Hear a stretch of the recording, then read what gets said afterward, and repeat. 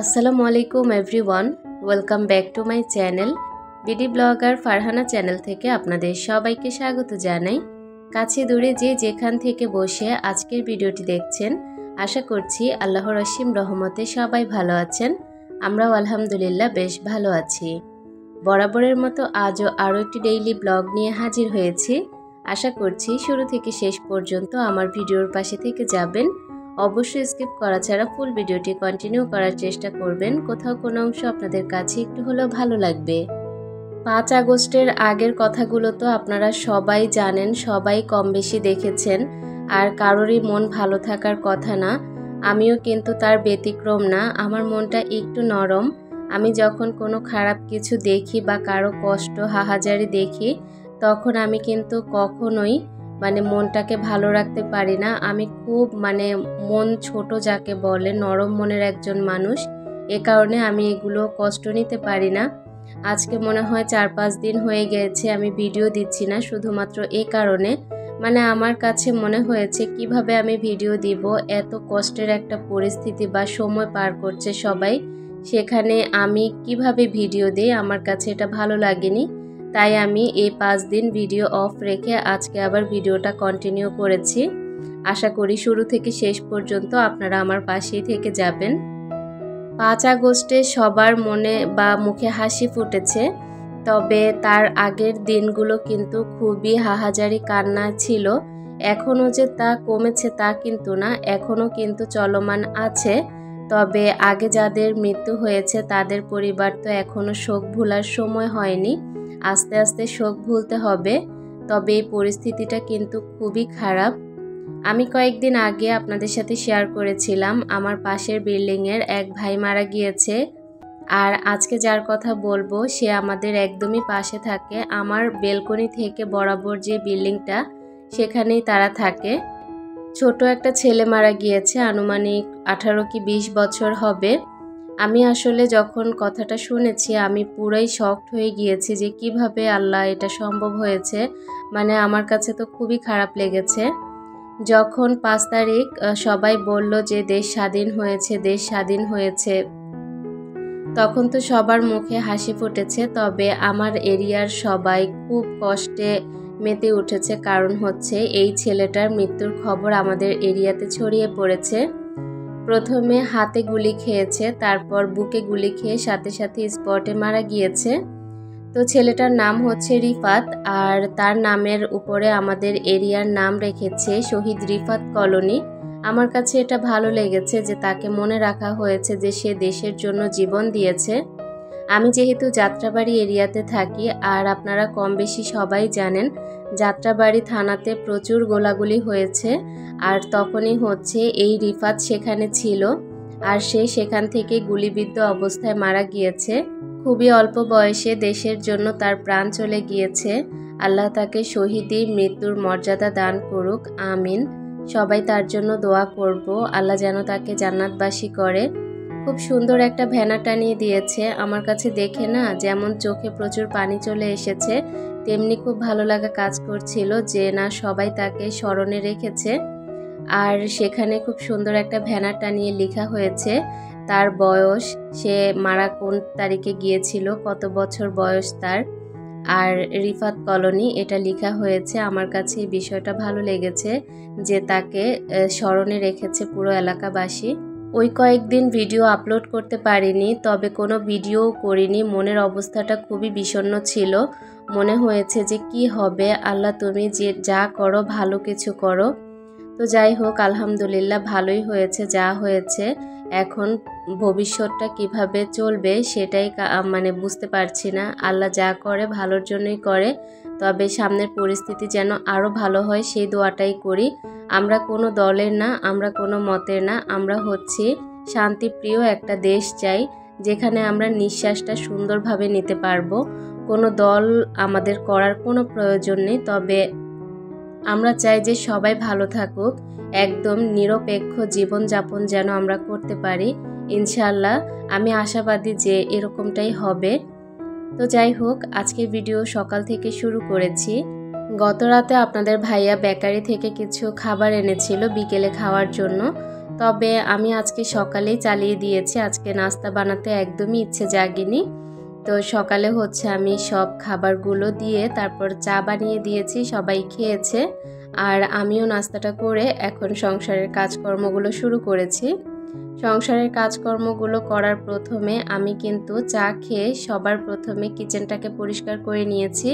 কিচেনটা একদম পরিপাটি করে তারপর আমি বেসিনে কিছুটা হারপিক ছিটিয়ে রেখে এসে তারপর হচ্ছে বেডরুমটা গুছিয়ে নেব।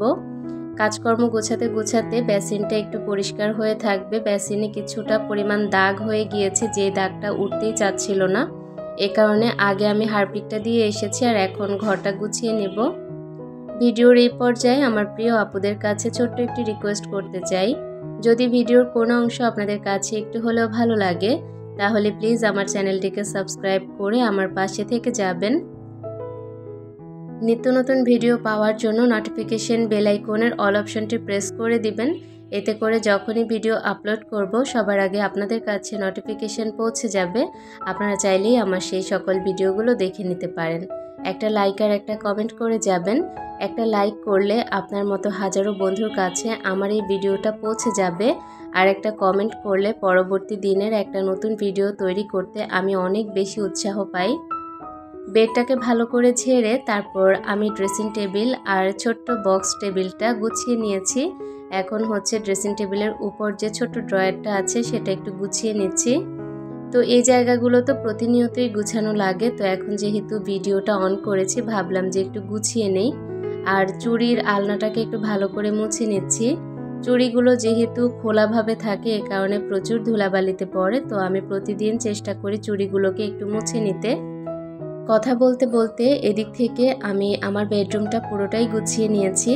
বেলকনিতে অনেক কাপড় আর কিছুটা ভিজে আছে, এ কারণে বেলকনি থেকে কাপড়গুলো আর আনিনি। তো অনেক পরিমাণে বাতাস হচ্ছিল বাহিরে, আবার রোদও আছে, সব কিছু মিলিয়ে কাপড়গুলো কিছুক্ষণ পরই শুকিয়ে যাবে আর তখন এনে ভাঁজ করে জায়গা মতো রেখে দিব। তো এদিক থেকে আমি ওভেনের উপরে একটা গাছ আছে সেটা একটু ধুয়ে নিচ্ছি। আমার মা অনেকগুলো মানি প্ল্যান্ট গাছ আমাকে এনে দিয়েছে আমার মামার বাসা থেকে, তো সেগুলোকে আমি খুব সুন্দরভাবে জায়গায় জায়গায় অর্গানাইজ করে রেখেছি। আর যে গাছগুলো এনেছে মানি প্ল্যান্টগুলো খুবই ভালো গ্রোথ, পাতাগুলো মানি প্ল্যান্টের, আর পাতাগুলো খুবই বড়, এ কারণে না ভালোই লাগছে। তো আমি ওভেনের উপরে কিছুটা গাছ রেখেছি, সেই সাথে কিচেনে টেবিলের উপর সব জায়গাতে কিছুটা কিছুটা গাছ রেখেছি। আর ছাদে অনেক গাছ লাগিয়েছি, আবারও নতুন করে আপনাদের সাথে শেয়ার করব। আজকে পুরো বাসাটাই গুছানো আছে, তো ভাবলাম যে পুরো বাসাটা যেহেতু গুছানো আছে আজকে তো আর গুছানোর কাজকর্ম করতে হবে না, তো আমি একটু মোছামুছি করে নেই। সব কিছুই মোছা আছে, তবে এই যে দরজাটা এটা কিন্তু প্রতিদিন মোছা হয় না, আর বাহিরের প্রচুর ধুলাবালিতে এই দরজাটা একদম সাদা হয়ে থাকে। এই দরজাটা আমার আর আপনাদের ভাইয়ার খুবই শখের, মানে বলা যায় এক কথায় আপনাদের ভাইয়া খুব শখ করে নিজে ডিজাইন করে এই দরজাটা বানিয়েছে। খুবই কম সময়ে দরজাটা বানিয়ে আনা হয়েছে, আমরা বাড়িতে উঠে গিয়েছি তারপরে হচ্ছে এই দরজাটা বানিয়ে আনা হয়েছে। এ কারণে সে সবসময় বলে আমি যেন দরজাটার যত্ন নেই, তবে আসলে কাজের ফাঁকে না সেরকম মনেই থাকে না দরজাটা মুছে নেওয়ার কথা। তো আজকে হচ্ছে কাজ যেহেতু নেই তাই দরজাটাকে ভালো করে মুছে আমি হচ্ছে সিঁড়িটাকে একটু ঝাড়ু দিয়ে নিয়েছি। উপর থেকে ঝাড়ু দিয়ে একদম নিচ পর্যন্ত ঝাড়ু দিয়ে এসেছি। এখন হচ্ছে উপর থেকে নিচ পর্যন্ত পুরো রেলিংটাকে একটু মুছে নেব। এই রেলিংগুলো কিন্তু খুব সুন্দর লাগিয়েছে আলহামদুলিল্লাহ।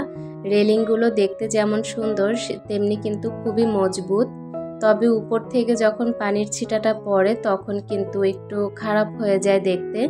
এ কারণে আমি চেষ্টা করি প্রতিদিন রেলিংগুলোকে একটু মুছে দিতে। তো আজকে হচ্ছে দুপুর টাইমে এটা করে নিচ্ছি। তো রেলিংটা মোছা হয়ে গেলে আমি ঘরে এসে অন্যান্য কাজগুলো করে নেব। বেসিনে অনেক দাগ ছিল, দাগগুলো একদম উঠে সাদা হয়ে গিয়েছে, তো এখন আমি ভালো করে ব্রাশের সাহায্যে মেজে তারপর একটু পানি দিয়ে ধুয়ে নেব।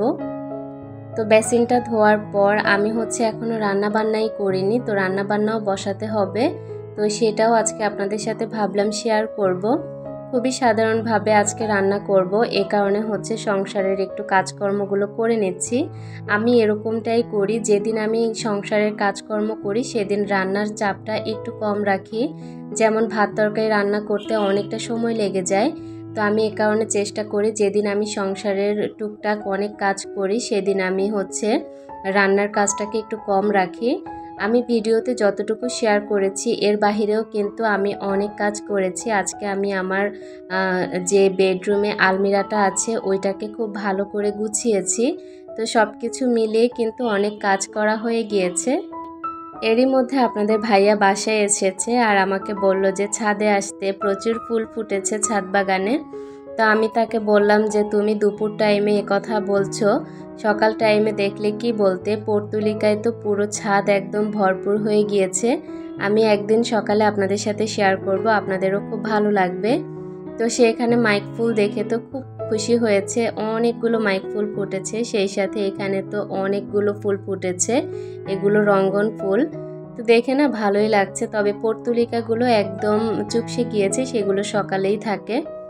তো বাসায় এসে আমি রান্নাটা বসিয়ে দিচ্ছি, এখানে ডিম সিদ্ধ বসিয়ে তারপর কাটা বাছাগুলো করে নেব। তো এখানে হচ্ছে ডিমটা একটা ঝুড়ি থেকে নিয়েছি, তো সেই ঝুড়িতে আবারও ডিম রেখে তারপরে আমি একটু কাটা বাছা করব। কাটা বাছা বলতে সেরকম কাটা বাছা না, একটু আলু কাটবো আর এই যে চপারটা দিয়ে পেঁয়াজ, আদা, রসুন, সেই সাথে কাঁচামরিচ, ধনিয়া পাতাকে একটু চপ করে নেব। তো এটা হচ্ছে চপার দিয়ে করলে না অনেক ভালো হয়। আজকে আমার বাসায় আদা রসুন পেস্ট নেই, তো এই কারণে আমি চপারে একটু চপ করে নিচ্ছি। এতে করেই দেখা যাবে খুব মজা হবে আর খুব সহজে আমি রান্নাটা করে ফেলতে পারবো। তো এখানে হচ্ছে চপারটা দিয়ে সব কিছু গুঁড়ো করে নিয়েছি আর এখন হচ্ছে আমি আলু ছিলে নিচ্ছি। যেহেতু রান্না বান্না তাড়াতাড়ি বসাতে হবে, এখন বেলা ভালোই বেজে গিয়েছে, তো আমি ঝটপট একটা আলু কেটে নিয়েছি আর হচ্ছে রান্নাটাও বসিয়ে দেব। খুব কম সময়ে আজকে আমি মজার খিচুড়ি রান্না করব, পোলাওর চালের খিচুড়ি, যেটা আমার কাছে খুব ভালো লাগে। এখানে আমি পরিমাণ মতো পোলাওর চাল, মসুর ডাল, আলু নিয়ে নিচ্ছি, তারপর ধুয়ে রান্নাটা বসিয়ে দেব। আর কাঁচামরিচ যখন গুঁড়ো করা হয় তখন কিন্তু সেই রান্নাটা খেতে খুব মজার হয়। আপনারা চেষ্টা করবেন যখন খিচুড়ি রান্না করবেন তখন যখন ব্লেন্ড করবেন আদা রসুন বা পেঁয়াজ, তখন তার সাথে একটু কাঁচামরিচ দিয়ে দেওয়ার জন্য। কাঁচামরিচ দিলে কিন্তু খাবারের টেস্টটা অনেকটাই বেড়ে যায়।